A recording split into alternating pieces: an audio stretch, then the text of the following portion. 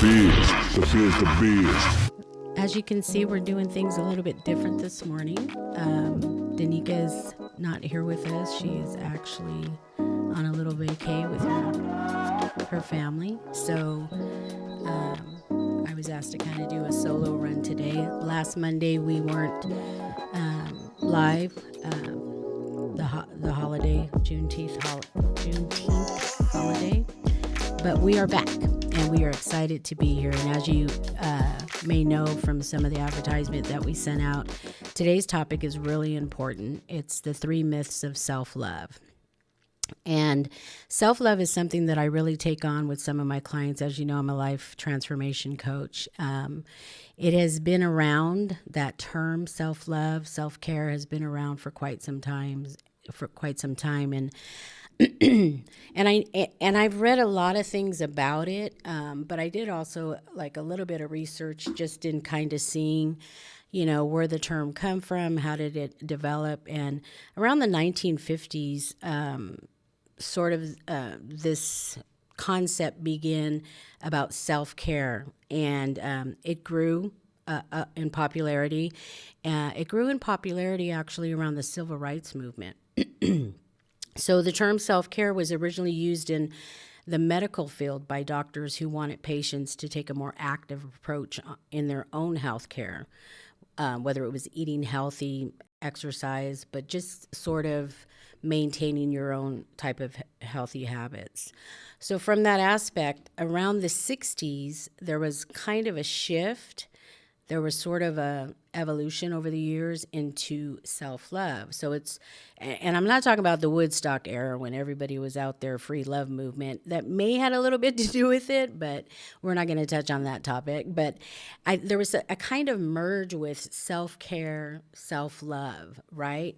So just, for those of you who aren't familiar with that term, which even though it's been around for quite some time, I was actually talking to somebody the other day, and they asked, well, what's the difference? Well, self-love, the meaning of self-love, is a state of appreciation for oneself that grows from actions that support our physical, psychological, and spiritual growth.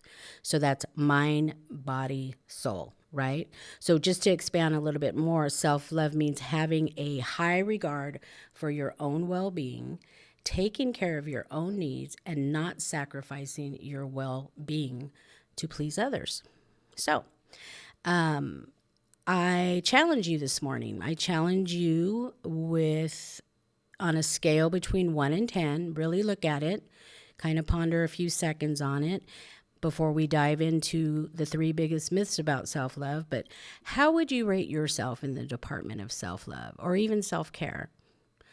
And, from a coach perspective, if the number's not too high, it actually could be because possibly, those myths may be preventing you from seeing it as a concept of, I am worthy, because a lot of times in life when we don't feel worthy of things, we kind of just stop, right?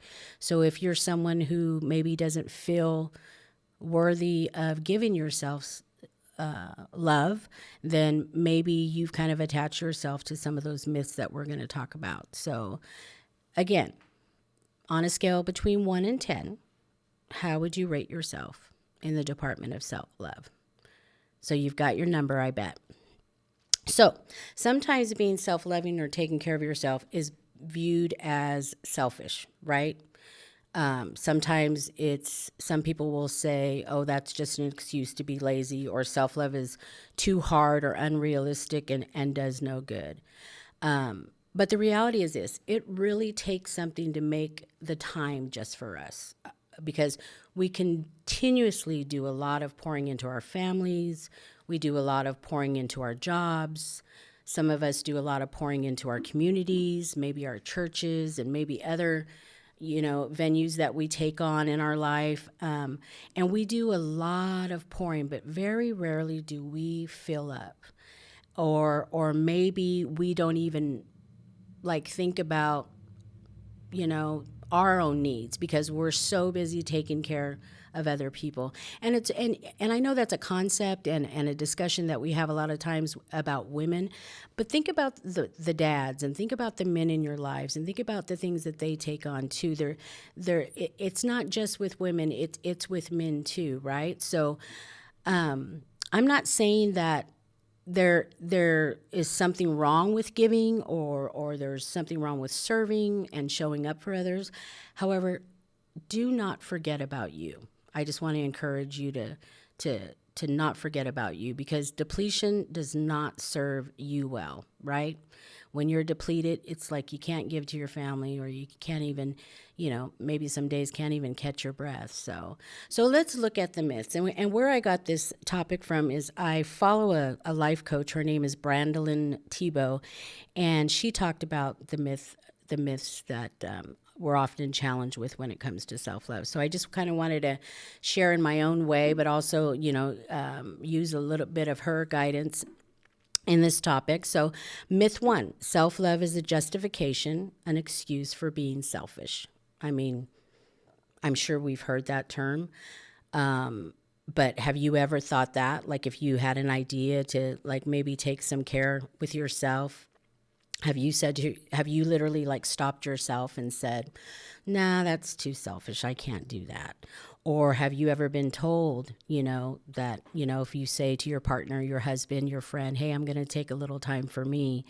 And they kind of, kick back with, what do you mean for you? What about this? What about that? But here's the reality. Self-love is not a justification or an excuse for being selfish. It is not. So I want you to really remember that.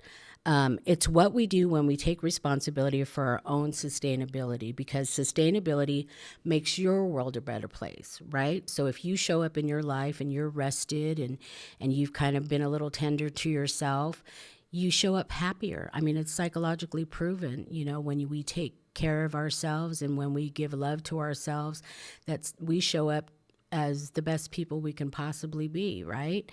So we've heard the quote, we can only love others to the extent to which we love ourselves. And when we don't, there is so much that happens cognitively and physically and spiritually. So going back to that mind, body, and spirit, it begins to deplete and not serve us well, right?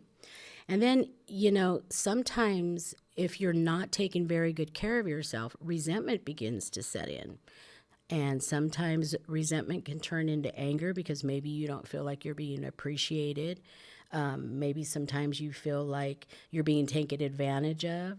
So you have to develop a way of thinking that self-love is okay to give yourself. All right. So myth 2, self-love makes us lazy. That's definitely not true. Self-love really heals us from the kind of toxic motivation that is dependent upon, that shame and guilt sometimes that we feel. I mean, as a mom, I can honestly say that I know what that guilt feels like sometimes, when I was a single mom and had my kids and, you do and do and do, and you show up as, you're working, going to school, you're juggling all this. And at the end of the day, what do you have left to give anybody? You got to rush home, make dinner. You got to, if you're in a relationship, you got to take care of him too. And, things like that. And I know some of that is a little cultural, way of being for us. But self-love doesn't give you an excuse to be lazy, There's nothing wrong with resting.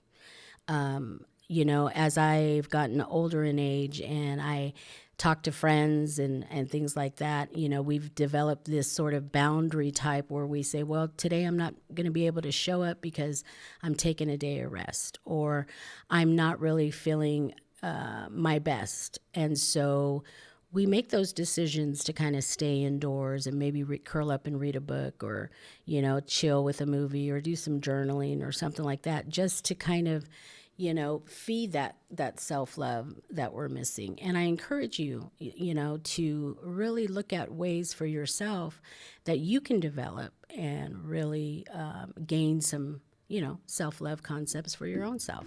Okay? So don't feel guilty if you feel like you got to rest. Do not feel guilty, especially you women. So, myth number 3, self love is too hard and unrealistic, and it takes too much effort. And I have to disagree again. If you're not used to it, yes, it's going to be, and because it's a conditional way, right? So it's going to be challenging for you, but practice, practice, practice. Make it a habit. And then it begins to form itself habitually into just a way of being for yourself. And, I also encourage you, those who are married, those who have partners, those of you who are best friends, check in with one another and make sure you are self loving yourself. Wives, hubbies, partners, friends, check in and ask. I know there's families that will sit around the dinner table and have these, what were your highs today? What were your lows? Add this to it. Have you loved yourself this week? Have you taken care of you? And check in with your partners periodically or your best friends and say, hey, girl, hey, bruh. Have you loved yourself a little bit this week? And what does that look like? And share with others about that, about, hey, I did this for myself this week and it really benefited me spiritually, or I did this for myself this week and it really, benefited my mindset, because that's important. It's in alignment with your mental health. So that's super, super important. So as Brandolyn states, she said, ask yourself, have you bought into any of these myths? If so, it's time we speak some truth to these lies, because self-love is the key to health, success, and happiness. And then she goes on to say, the hardest thing is to live inside of that fear-based programming that says you have to wake up every day and earn the right to love yourself again. Because loving yourself isn't effortful when you realize it is so needed. So give yourself permission to refuel in those moments. Give yourself permission to fill up your cups. Take care of your mindset. Remember, body, mind, spirit. You always want to make sure that you have a balance in life. And I know sometimes it's super hard, when you're doing 20 things. I mean, I think of friends that are, working full time, they're raising kids, they've got their family, they're going to school. There's a lot going on, but try in any chance that you get just to kind of take some time for yourself and just really, really catch your breath. I wanted to share another quote from Brandolyn, excuse me, and she says, the heart doesn't have conditions. It's the protective parts of us that put barriers around our heart in a futile attempt to protect it. But when we help these parts release their burdens, love is our natural state of being. So again, as I mentioned about practicing it, take little baby steps in it. I'm going to share some steps that you can take if you're someone who's never really, adapted a way of being in self-love, and you want to, start off and understand it a little bit more. There's a psychologist. She's actually a licensed marriage and family therapist and a wellness coach that I also follow, and her name is Elizabeth Jarquin. And she says self-love teaches you the importance of putting yourself first, because everyone has an infinite amount of energy, and dealing with negativity or emotionally draining relationships can deplete it. So look at your life and look at areas that that are no longer serving you well. Maybe there's some relationships that, the season is up and maybe you have to end those because they're not leading you in a positive realm of self-love, right? And sometimes it's super, super hard to even look at those things and say honestly and be, like transparent and say, you know what, this relationship is no longer serving. But what it's doing, it's depleting you often.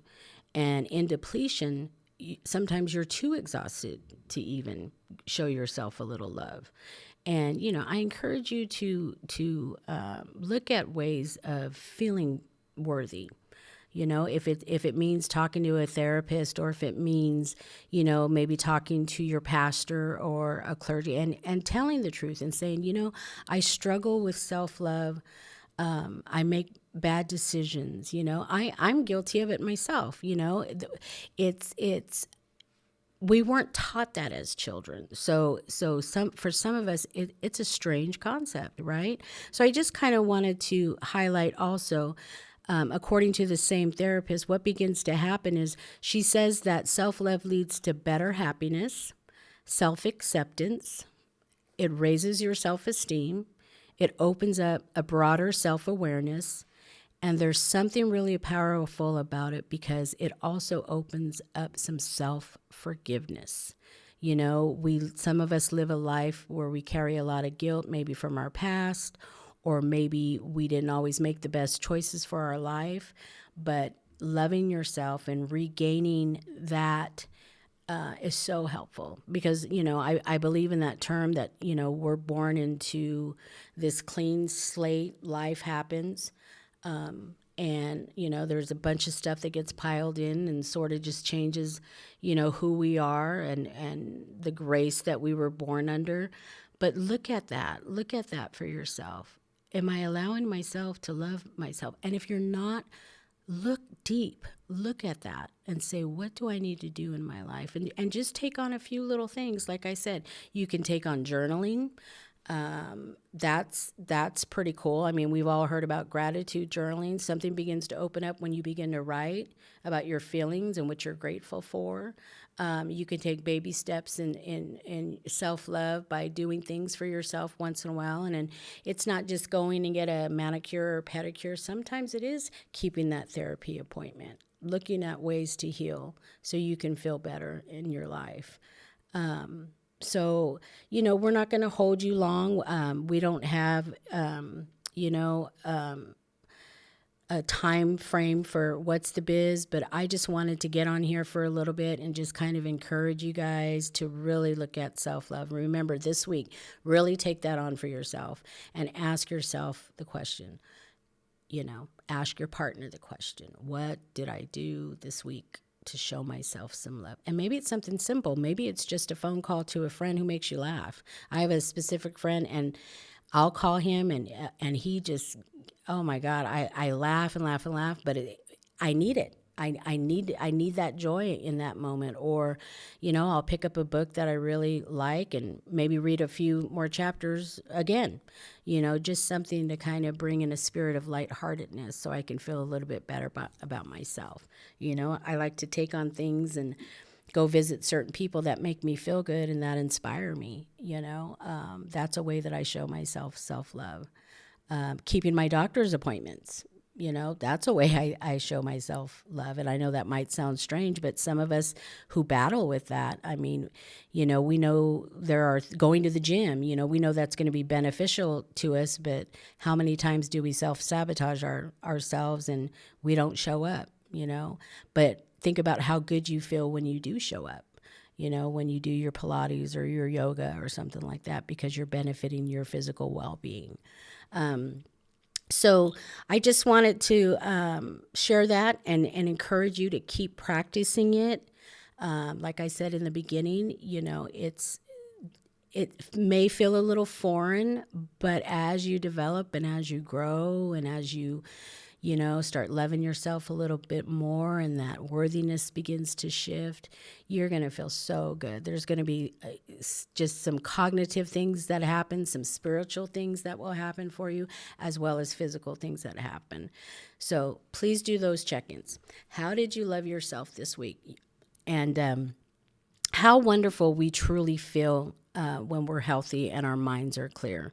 We feel good emotionally. And when you feel good emotionally, you show up in your day, you show up in your week, you show up in your life, and you surround yourself with loving people. You start rubbing off on people, you know, a little bit. And just by sharing, people will see the difference in you when you really love yourself and take care of yourself. And remember, you are worthy of it all. You are worthy to show up and just be kind to yourself, because that will definitely impact people. So we show up in a more powerful state.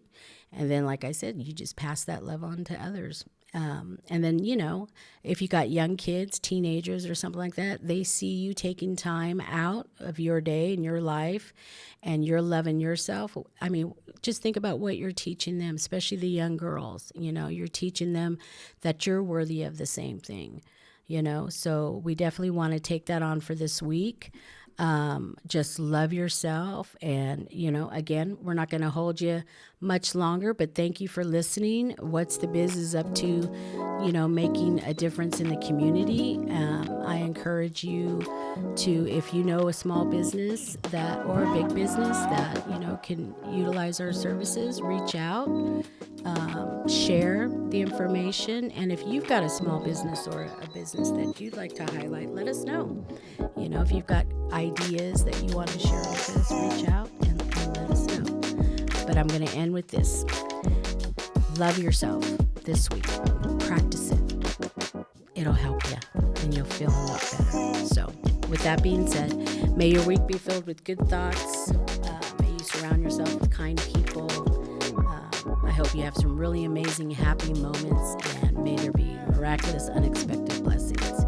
You guys have a good week. Thank you for tuning in. Danica will be back next week. I'm not sure what the topic's going to be, but I know it's going to be something amazing and exciting. And I would just like to thank everyone who tuned in today. Thank you for listening. God bless. Take care.